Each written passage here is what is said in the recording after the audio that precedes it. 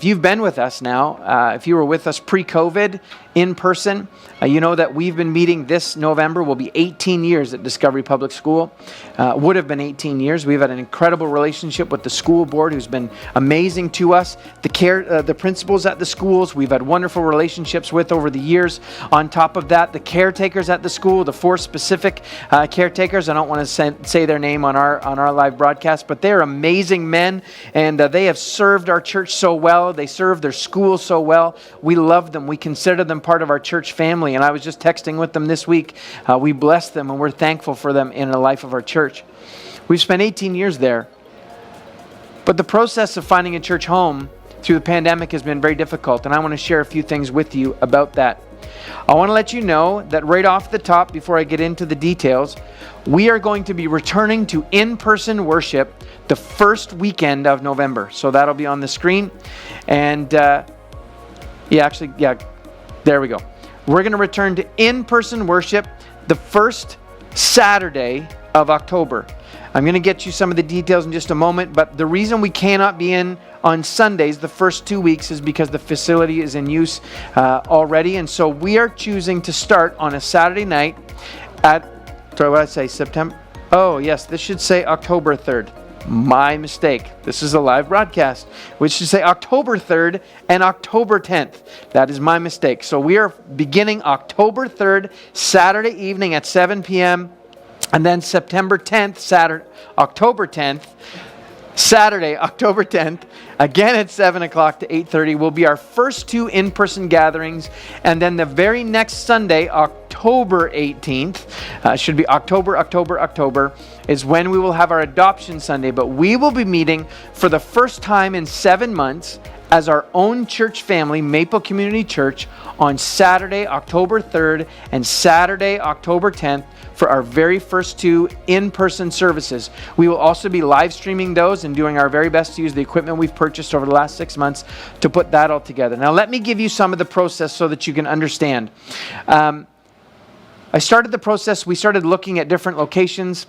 I have contacted at least 10 banquet halls. I've been in negotiations with the public school board, the Catholic school board, all the other churches in our city, both mainline churches, evangelical churches. We've talked to community centers, government facilities, government buildings, industrial units. It's been something that's been nonstop that I've been dealing with. And so I want to give you some of the process so that you can understand when I announce the location in just a moment about where we're moving to, starting the first Saturday of October. I want to give you the idea. When just before COVID hit, I got a phone call from Pastor Otello before we ever talked about the adoption. And they as a church meet at Toronto District Christian High School, which is down in West Woodbridge. It's the place, if you've ever been to any of our previous El Salvador missions banquets, we had done them at Toronto District Christian High School. And he called me and he said, hey, we do church here. I know you're going to be out of a facility in the summer. Maybe you want to join and we'll just do church together, long before we ever talked about the adoption idea. And I said, okay, well, that's an interesting option. To be honest, it's my last option. I'd like to find something up in the neighborhood of where we currently exist. And so that was kind of always in the back burner. Again, COVID hit, everything changed, schools shut down. And I want to fast forward you to a week and a half ago. Within 35 minutes, I got 3 phone calls that slammed the door shut on all the options that we had on tap. One of them was a banquet hall that we had negotiated with, and we were right on the cusp of getting access to this banquet hall to open just for us on Sunday mornings for church. And they let us know that the government has issued tax receipts for banquet halls because they shut the gas off, the hydro, the water. And for them to turn any of those things back on meant that the tax breaks that they were getting would be removed. And there's going to be special stipulations for them come winter months. But for us to come in there was going to be a no-go. And they called me and they said no.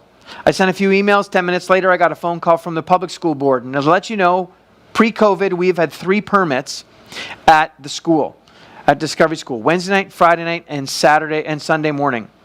They called us in early August and they said, we're only going to give you 1 of your 3 permits. And we're going to give you your Friday permit. And I said, well, if I have to choose one, I'd like to choose the Sunday permit. And they said, right now we're not issuing weekend permits. And I said, okay, let's revisit it come the end of August.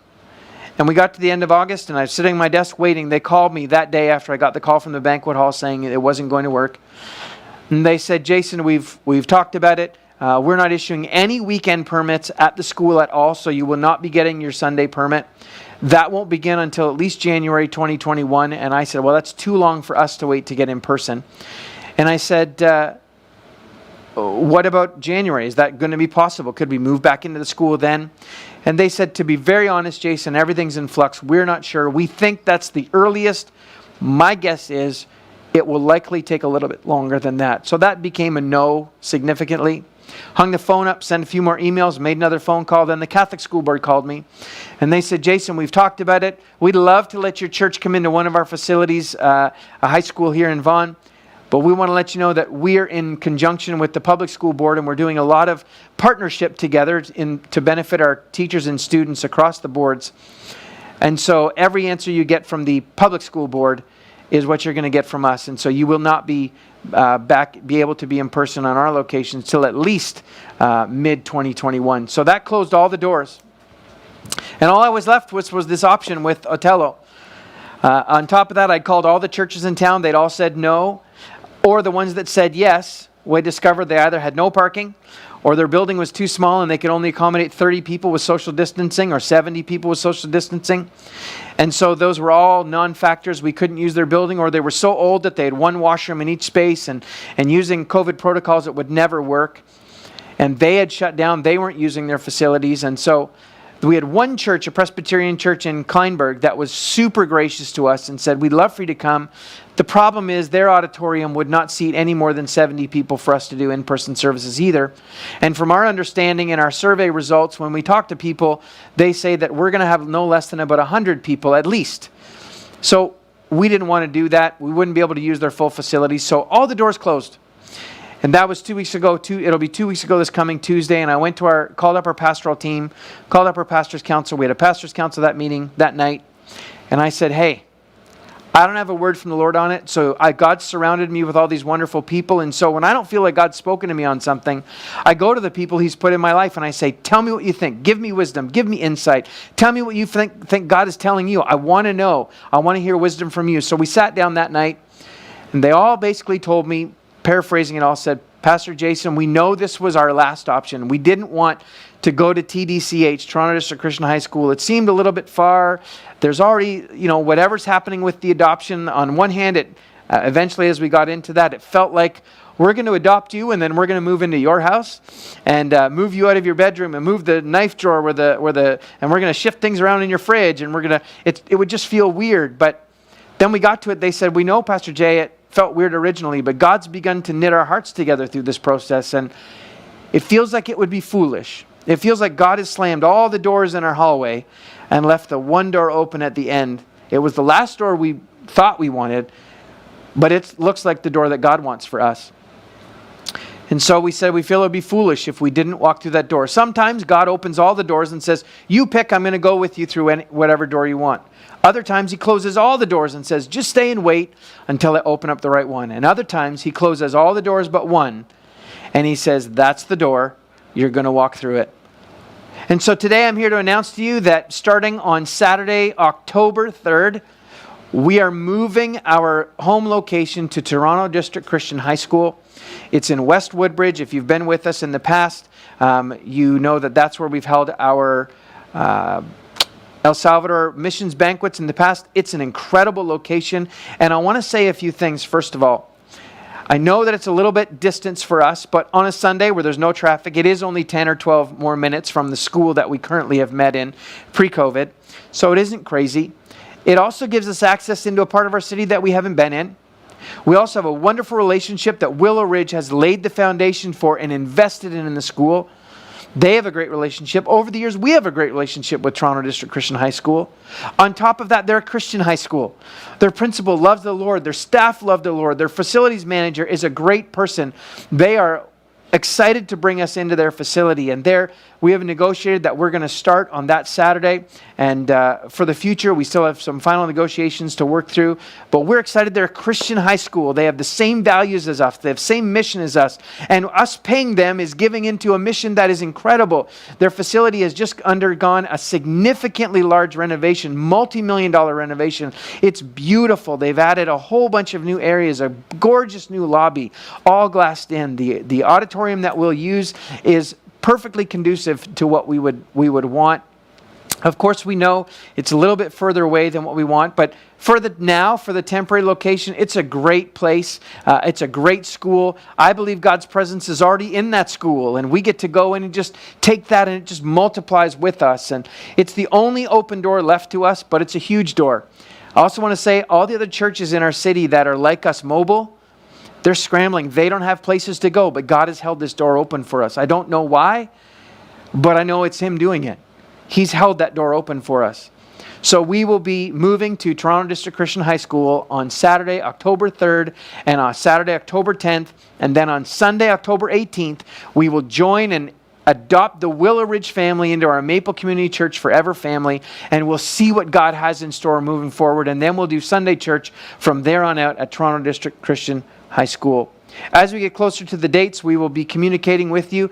Their auditorium is more than large enough for us to accommodate what we believe our attendance numbers will be, with about 50% of attendance as they come, making sure the COVID restrictions are in place and that the government restrictions are adhered to. So that will be happening, and we'll make sure all that stuff's communicated to you.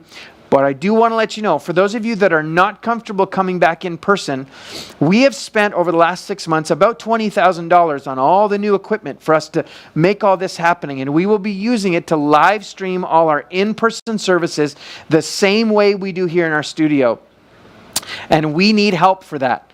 When we move in person, we're challenging, I would challenge you, let's not, again, let the masks or the COVID or the restrictions keep us from community. The message, I want to let you know, on any given Sunday since the beginning of the pandemic, we have had no less, our metrics, when you extrapolate them, when you look at the analytics for our online broadcast, when you see the numbers in the corner, that's devices. It's not people, it's devices. And by the time we get to a Wednesday in a week and we see the number of devices and you extrapolate it, we use the most conservative extrapolation analytics you can. They're not general and they're not exaggerated. They are the most conservative extrapolation number you can use. And it tells us that on any given Sunday, no less than 400 people are watching our online broadcast on any given Sunday through to Tuesday evening. No less than 400 people. That is double the reach we had when we were in person. And so there's no way in good conscience I can say, let's discontinue our live stream. We have people from no less than 4 or 5 up to 7 countries outside watching us live stream every Sunday. Not always the same countries, but from different places in the world. Our reach has grown, and so we want to continue that live stream for those of you that don't feel comfortable to come back in person. But if you do feel comfortable, we need your help. God is calling you right now through my voice, through this screen, to step up to the plate, to step into community again. Of course, we're going to use the restrictions and be wise, but we want to be able to provide the best coverage we can to make the best reach, the greatest reach from West Woodbridge throughout the world. And we believe God has opened this door for us. So starting on that Saturday, we'll come into in-person services again. We're looking forward to it. We need your help. I would say this, that COVID has been both the great brake pedal and the gas pedal. It has halted so many things. And that at the same time, it has accelerated so many things. Do I think that this process has been neat and tidy the way that I would structure it? Not even close. It's been, let's just walk through the door and God's opened this and we've had to pivot here and we've had to pivot there. I want to thank you as a church for sticking with us. I believe God has great things in store. In fact, I said this to somebody this week. I said, I have the sense in my spirit that God is going to do something radical in the life of our church and in our city. And God is positioning our church uniquely. As we adopt Willow Ridge into our forever family, God is positioning us uniquely to do incredible things for Him as part of His kingdom in our city.